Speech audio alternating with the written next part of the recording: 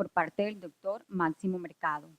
El doctor Máximo Mercado Vergara es médico, estudió medicina interna, enfermedades infecciosas,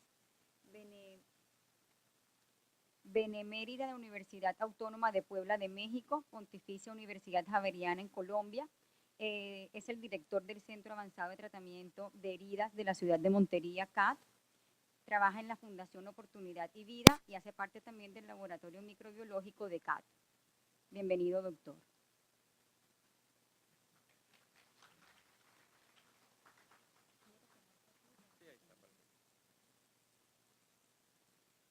Ok.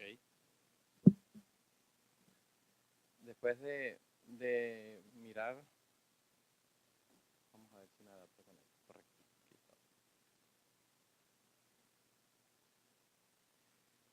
¿Cuál es el papel de una clínica de heridas? En muchas instituciones hospitalarias, diferentes centros, se han formado las clínicas de heridas. En algunas ocasiones se le deja ese papel solamente a las enfermeras. En algunas ocasiones, en algunos centros grandes lo dirigen especialistas, cirujanos plásticos, vasculares, ortopedistas, internistas, infectólogos, etc. Pero en nuestro medio, en nuestra región, observamos que se le deja ese papel o ese peso de esa clínica de heridas posiblemente al cuerpo de enfermería y están solas o solos, cosa que es lo que estamos intentando nosotros mirar desde otro ángulo.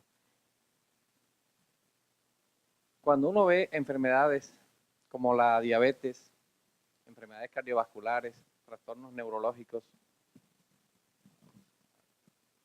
enfermedades arteriales y venosas, enfermedades oncológicas, traumas con secuelas neurológicas, enfermedades crónicas degenerativas y otras patologías, todas ellas pueden estar involucradas de forma temprana o tardía en una herida crónica. Por eso es bueno tener todas estas patologías en mente porque todos estos pacientes podrían presentar este tipo de lesiones. Antes, todos estos pacientes eran tratados con métodos tradicionales como antisépticos, gasas, compresas, materiales yodados, alcohol, métodos secos, apósitos absorbentes, entre otros. Cosa que hemos ido tratando de cambiar. Las heridas en el mundo son un problema de salud pública. Afecta la calidad de vida de los pacientes. Y no solamente de los pacientes, de los familiares y todo su entorno social. Periodos prolongados de discapacidad. Estos pacientes dejan de ser productivos. En algunas ocasiones son gente joven o gente productiva y dejan de ser productivos por una patología discapacitante como las heridas crónicas.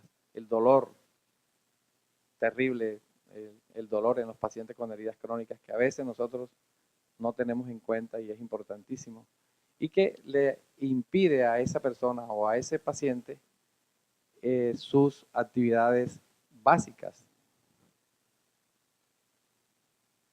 Para eso se están creando en instituciones, en clínicas, a nivel externo, las clínicas de heridas, para cambiar esto. Y usando diferentes técnicas, siendo equipos multidisciplinarios que trabajen en esto. Llámese enfermeras, auxiliares, médicos, interdisciplinario, multidisciplinario, y construir para ese paciente y evitar que una lesión pueda comprometer la vida del paciente y su entorno familiar. Para eso se hacen los protocolos, para eso se hacen las guías, para eso se revisa cuando el paciente llega, se mide, se ve, se observa, etcétera, y poder nosotros ya ir encajonando ese paciente o clasificando.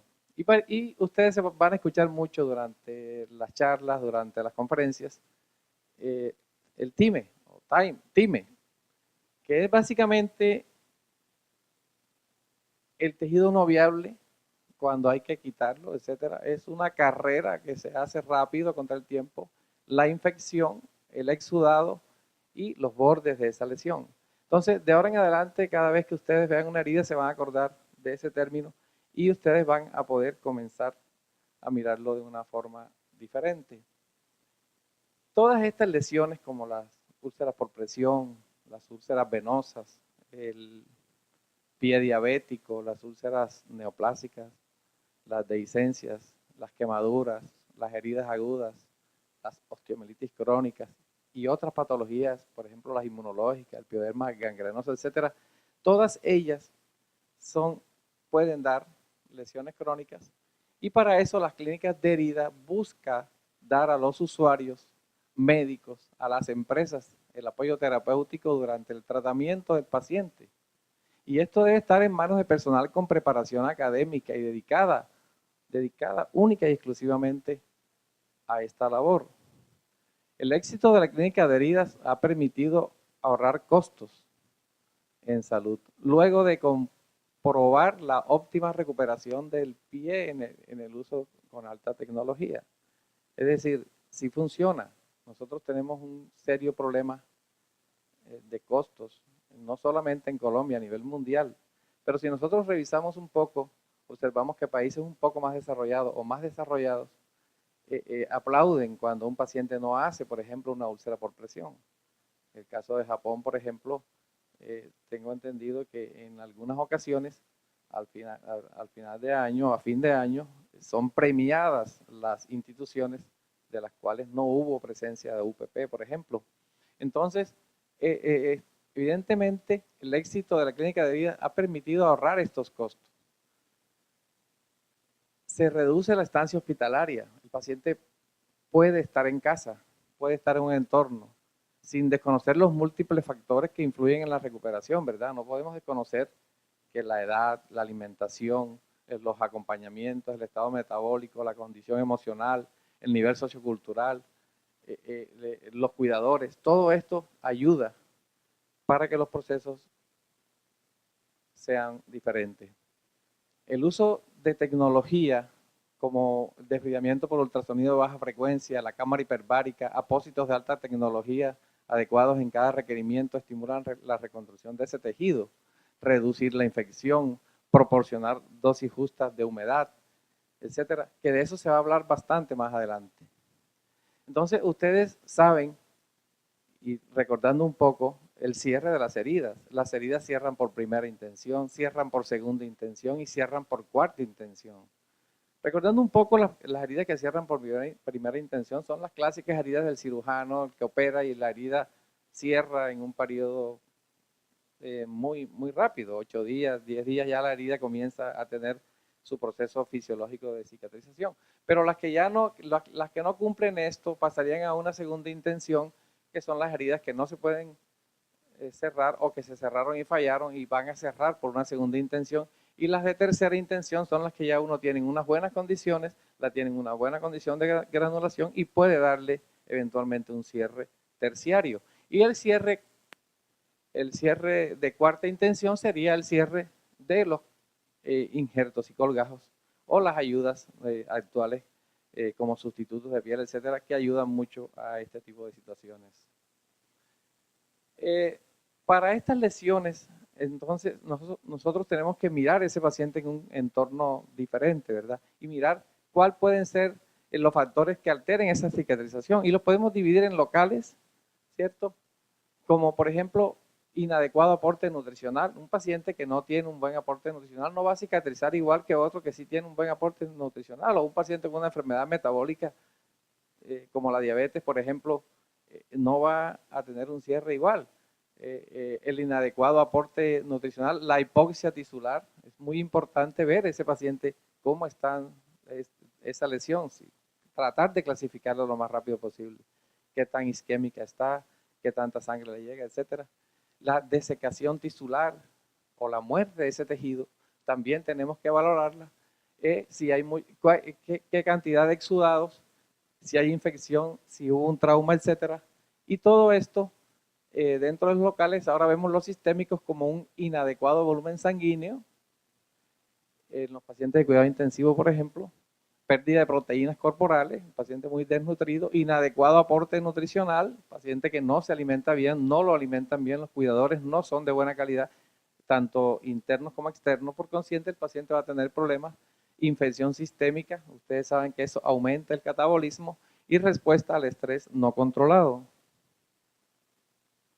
Para eso entonces nosotros intentamos usar diferentes métodos como el sistema de presión negativa, de la terapia de oxigenación hiperbárica, el biodesbridamiento, que nos van a hablar más tarde, el doctor Contreras también nos ayuda mucho de eso, el desbridamiento cortante, el desbridamiento por ultrasonido de baja frecuencia, el desbridamiento enzimático, el autolítico, otros como el Versayet, etcétera, que todos estamos intentando usar y ayudar, ¿verdad? Para mirar estas lesiones de una forma diferente. Para eso están ustedes, las que son enfermeras, nos ayudan mucho en estos procesos, trabajando en equipo, usando nuevas técnicas, nuevos apósitos modernos, que se va a hablar más tarde, y no queremos ver ese tipo de lesiones, no queremos que nos lleguen así, o que nos pidan una interconsulta después de 1 mes o 2 meses de estar hospitalizado el paciente y va uno a verlo y ve este escenario. Queremos ayudar. Para eso usamos los equipos, Sonaca 180, ultrasonido baja frecuencia, contamos con él en Córdoba, cámara hiperbárica. ¿Podemos mostrar esto? Videito, por favor, ¿cómo hago? 2. Eso es un video rápido de una paciente antes y después. Creo que dura poquito. Creo que lo habíamos ensayado, ¿no? Aquí está. Bueno, ¿ustedes pueden poner un poquito de sonido?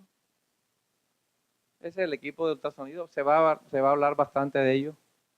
Viene una doctora de Bogotá, la doctora Prolarba, a darnos una visión de esto. Pero miren ese equipo cómo trabaja, cómo logra esa lesión de 8 años. Una paciente que trajo 5 lesiones, 2 del lado izquierdo, puedes pasar el otro, y 3 del lado derecho, que le hicimos inicialmente terapia con ultrasonido. Ese es el momento en que se está quitando ese tejido. Parece que fuera una hidrolavadora, de esa que usamos para los carros. Pero miren cómo deja ese tejido un poquito, sin necesidad de estar, no sangra menos, duele menos. Obviamente, pues, ahí tiene un anestésico local de muy buena actividad. A ver. Esa es la paciente.